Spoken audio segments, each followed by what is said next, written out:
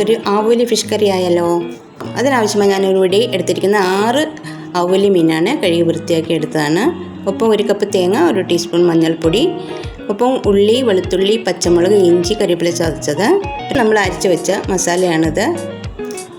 ഇനി നമുക്ക് ചൂടായി കിടക്കുന്ന എണ്ണയിലേക്ക് കുറച്ച് ഉലുവ ഇട്ട് അതിലേക്ക് ചതച്ച് വെച്ചിരിക്കുന്ന മസാലകൾ ഇട്ട് കൊടുക്കാം.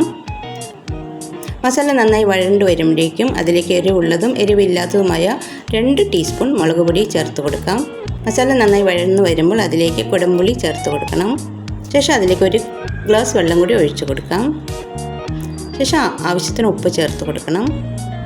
കറി തിളച്ച് വരുമ്പോഴേക്കും അതിലേക്ക് നമ്മുടെ വൃത്തിയാക്കി വെച്ചിരിക്കുന്ന മീൻ ഇട്ട് കൊടുക്കാം. മീൻ മുഴുവനായി ഇട്ടതിന് ശേഷം നമുക്ക് അടപ്പ് വെച്ച് അടച്ചു വയ്ക്കാം. മീൻ വെന്തതിന് ശേഷം മാത്രം നമ്മൾ അരച്ച് വെച്ച മസാല ചേർത്ത് കൊടുത്താൽ മതി. മസാല എല്ലാം ചേർത്ത് കഴിഞ്ഞു. തിളച്ച് വരുമ്പോഴത്തേക്കും നമ്മുടെ മീൻ കറി റെഡിയായി.